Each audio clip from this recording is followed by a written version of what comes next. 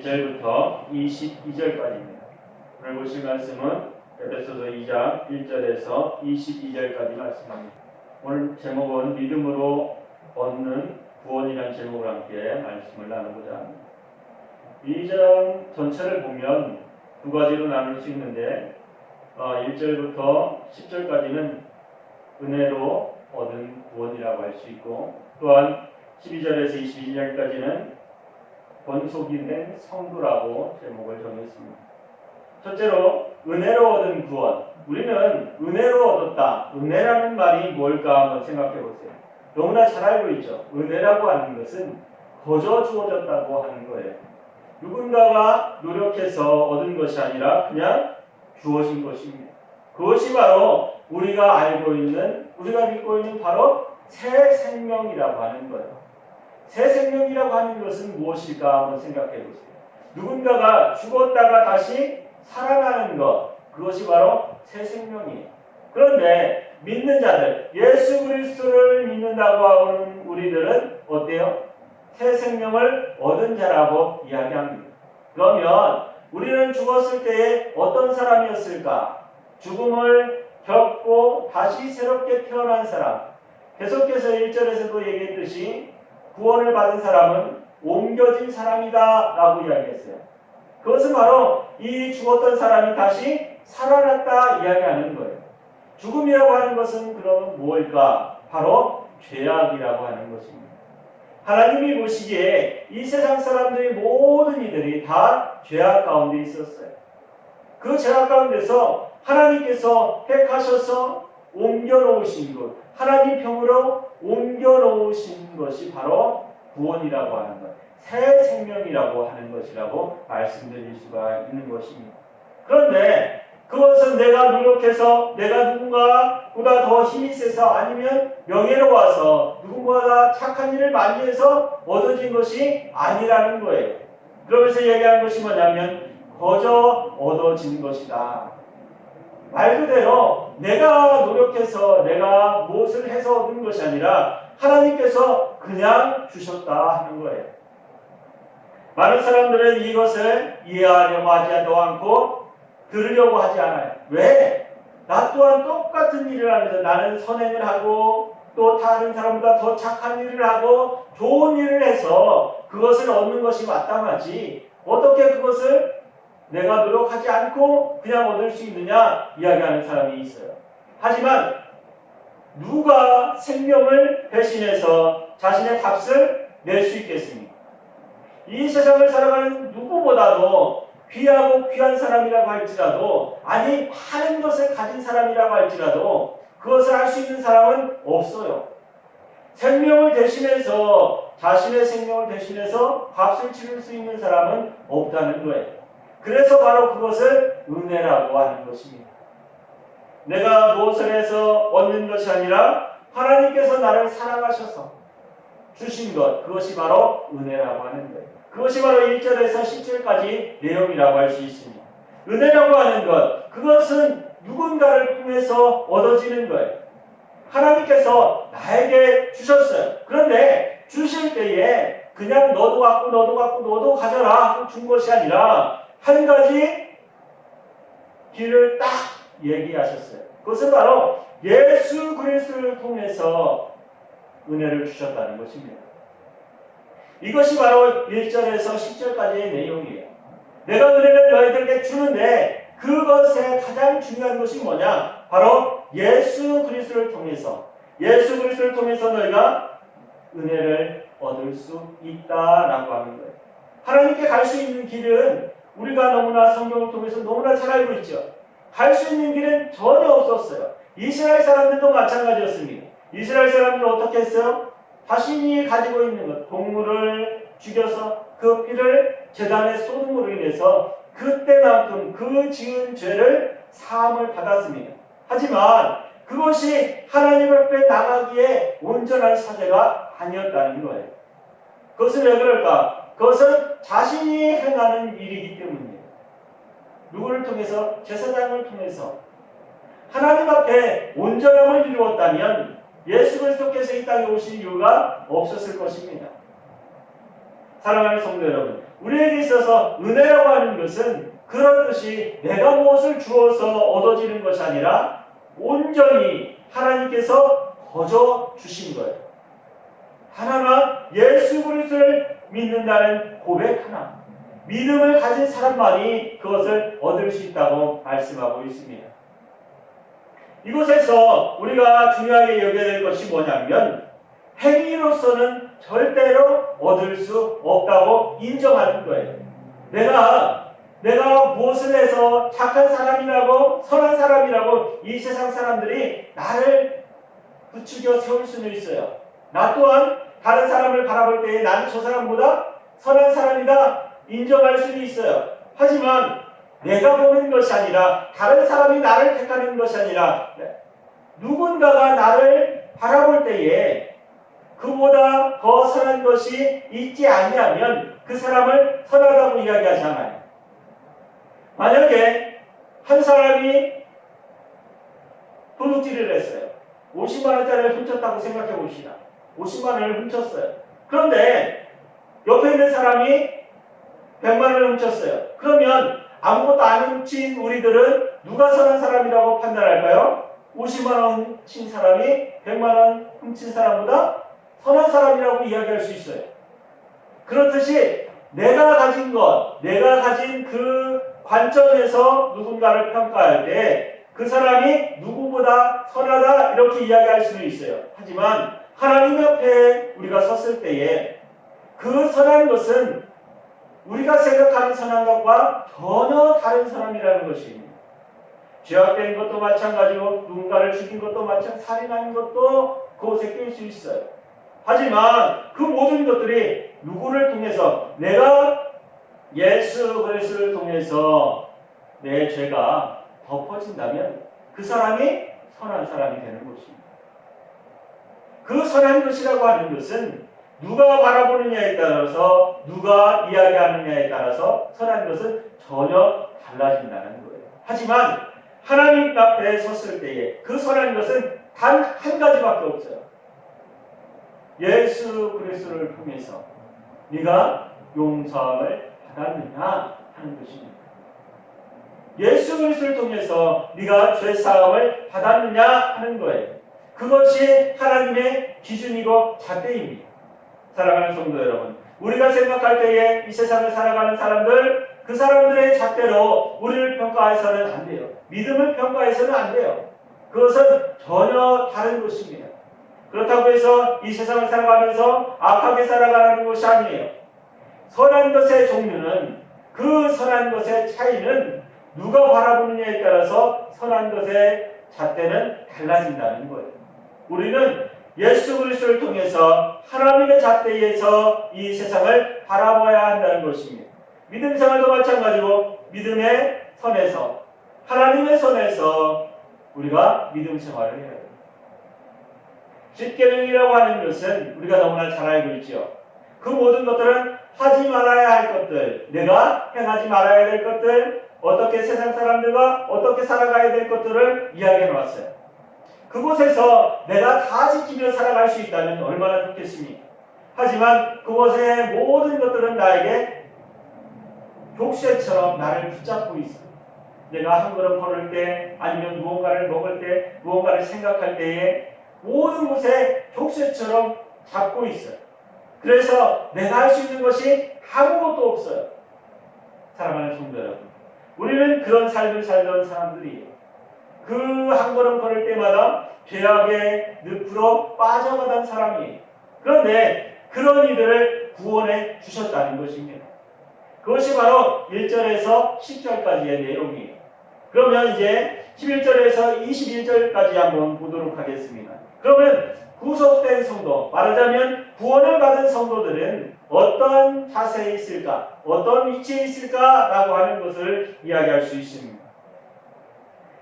11절부터 21절까지는 이스라엘 사람들, 말하자면 할례를 받은 사람들, 이스라엘 사람들은 난지 3일 만에 할례를 받습니다.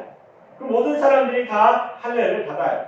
그래서 그들은 할례를 받는 것이 바로 하나님 앞에 내가 나가는 것이라고 생각하면서 살았어요. 그러면서 그들은 그 할례를 받았다는 그것이 하나님과의 관계에서 첫 번째 되는 관계라고 생각했어요.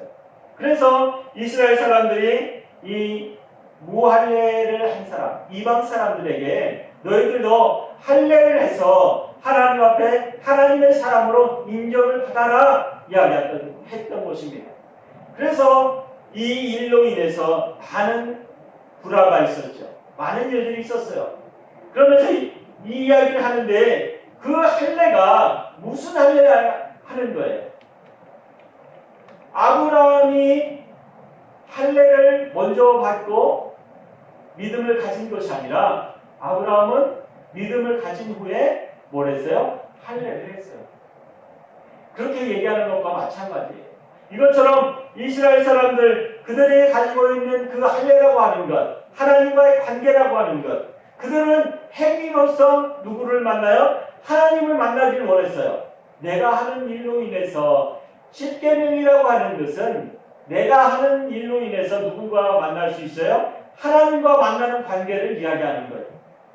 그런데 그것의 단점이 뭐냐면 우리는 선하지 못해서 우리는 죄악 가운데 있기 때문에 우리가 아무리 이 세상을 살아가면서 착하게 살고 선한 일을 하고 살아도 하나님 앞에 나아갈 수가 없다는 거예요.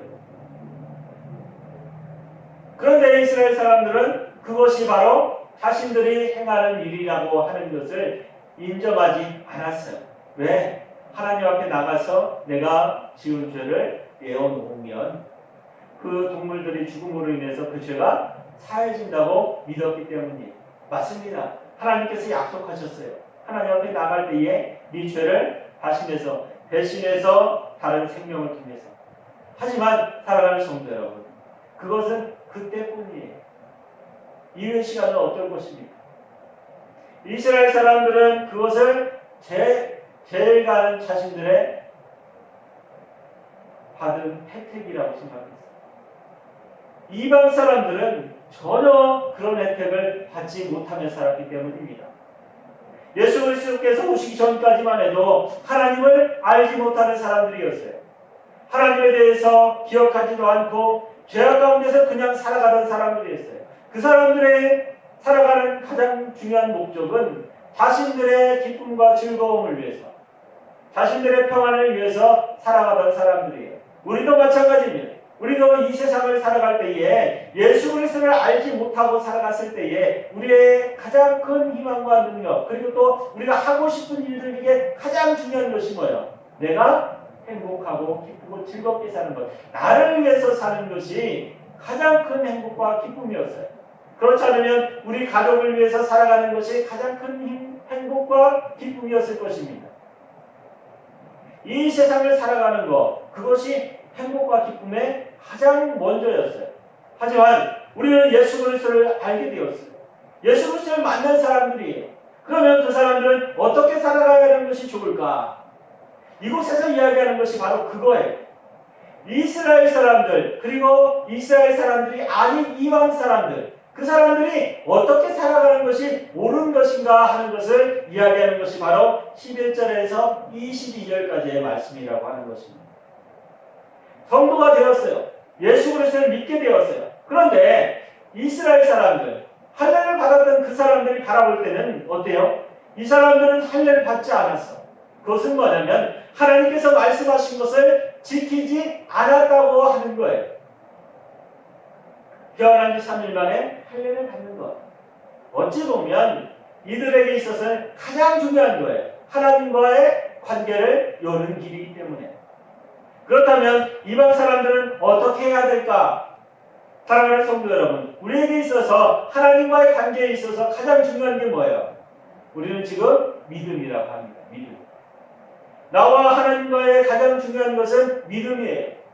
그 이하도 상하도 없어요. 단지 믿음. 믿음 하나로 하나님과 함께할 수 있어요. 그 믿음 속에 누가 있습니까? 예수 그리스도가 있는 거예요. 예수 그리스도. 예수 그리스도가 빠진다면 그것은 아무것도 아니에요. 내가 이곳에 있는 것, 그리고 다른 사람과 함께하는 것, 이 세상을 살아가는데 아무것도 하나님과의 관계를 같이 할 수 없어요.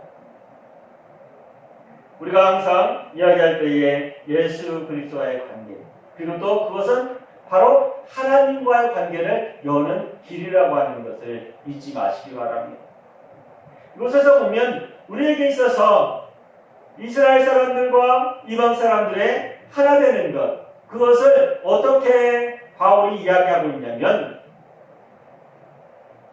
예수 그리스도를 통해서만이 이스라엘 사람들이 지금 가지고 있는 것, 지금까지 지켜나오고 있는 모든 것들, 그것은 예수 그리스도를 통해서만이 하나님 앞에 갈 수 있는 길이라고 하는 것을 다시 한번 이야기하는 거예요. 이스라엘 사람들이라고 해서 그들이 할례를 받았다고 해서 믿음을 가지지 아니하면 하나님 앞에 나갈 수 있다 없다? 없다고 이야기하는 것입니다.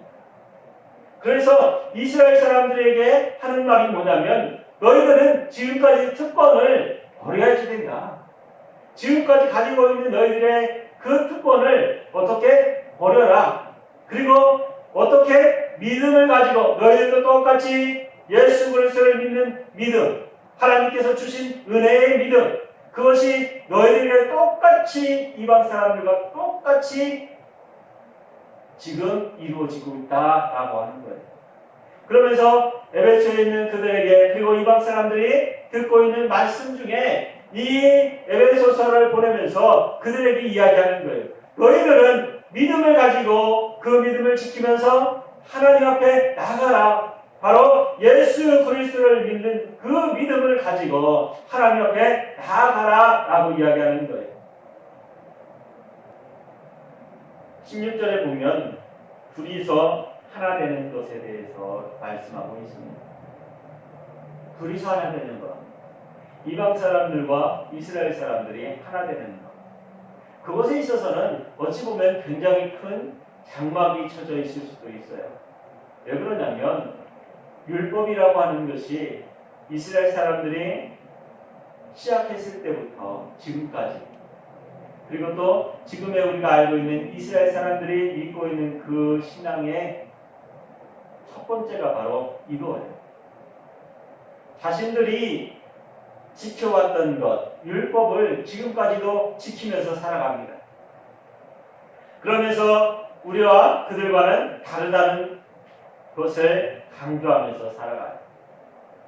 사랑하는 성도 여러분, 그것은 예수 그리스도께서 이 땅에 오심으로 인해서 그것이 하나로 합쳐졌음에도 불구하고 그들은 인정하지 않습니다. 하지만 사랑하는 성도 여러분, 우리에게 있어서 가장 중요한 게 뭐예요? 할례를 하는 것, 행위로서는 구원을 받을 수 없다고 믿는 것입니다. 알고 있는 거예요. 행위로서는 절대로 하나님 앞에 나갈 수 없다는 것을 우리는 인정하지만 그들을 인정하지 않아요. 사랑하는 성도 여러분, 우리 교회에서도 많은 사람들이 있죠. 내가 믿음이 더 크다, 아니면 저 사람이 믿음이 더 크다 이야기하면서 누구의 말을 들어야 하고 누구와 무슨 방파를 짓기도 하고 누구와 함께 그 사람만 위해서, 이 사람은 이 사람을 위해서 그렇게 방파를 지어서 일하는 사람들이 많아요. 누구의 말을 듣거나 누구와 함께하는 무리에 끼거나 못 끼거나 해서. 하지만 사랑하는 성도 여러분, 우리가 2장 전체를 바라볼 때 2장 11절에서 21절을 자세히 읽어보면 그 모든 것들은 다 누구 안에서? 예수 그리스도 안에서부터 시작되어져야 된다는 거예요. 그리고 또한 예수 그리스도 안에서 끝맺음을 맺어야 한다고 이야기하고 있습니다. 제가 계속해서 에베소서를 이야기하면서 교리서신이라고 이야기를 많이 했어요. 그 뼈대 가장 중요한 것이 무엇입니까? 바로 예수 그리스도라고 하는 거예요. 뼈대가 되어서 하나님 앞에 나갈 수 있는 그 길, 한 가지 길은 바로 예수 그리스도로 하나 되는 것이라고 바울이 이야기하고 있어요. 교회도 마찬가지입니다. 교회도 어떻게 예수 그리스도로 하나 되는 것이 가장 중요한 거예요. 사랑하는 성도 여러분, 우리가 에베소서 2장을 보면서 우리의 마음이 어디를 향하고 있는지, 그리고 누구와 함께하고 있는지를 한번 잘 생각해 보시기 바랍니다. 우리가 믿는 사람이라고 한다면, 함께하는 사람이라고 한다면 바로 누구를? 예수 그리스도를 향해서 함께 걸어가는 사람이어야 돼요. 그러면 교회는 하나 될 수 있습니다. 나를 위해서 모이는 것이 아니라, 다른 사람을 위해서 모이는 것이 아니라 누구를 위해서? 예수 그리스도를 위해서 하나 되기를 원합니다. 그러면 그 교회는 하나 될 수 있어요. 이 나라도 마찬가지고 우리나라 교회도 마찬가지고 그것을 향해서만 달려간다면 하나 될 수 있을 줄 믿습니다. 우리가 이제 이 말씀을 듣고 또한 이 말씀 속에서 하나 될 수 있는 우리 교회 성도들 되시길 바랍니다.